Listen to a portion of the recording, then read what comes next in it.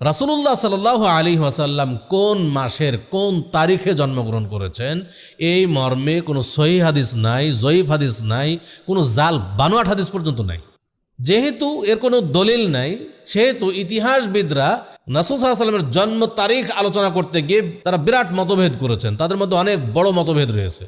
কেউ বলছেন রাসূলুল্লাহ সাল্লাল্লাহু আলাইহি ওয়াসাল্লাম জন্মগ্রহণ করেছেন মুহররম মাসে, কেউ বলছেন রাসূল সাল্লাল্লাহু আলাইহি ওয়াসাল্লাম জন্মগ্রহণ করেছেন সফর মাসে, কেউ বলছেন রাসূলুল্লাহ সাল্লাল্লাহু আলাইহি ওয়াসাল্লাম জন্মগ্রহণ করেছেন রমাদান মাসে, আবার কেউ বলছেন রাসূলুল্লাহ সাল্লাল্লাহু আলাইহি ওয়াসাল্লাম জন্মগ্রহণ করেছেন রবিউল আউয়াল মাসে। শুধুমাত্র রবিউল আউয়াল মাসে যারা বলেছেন তাদের মধ্যে 7টা মত।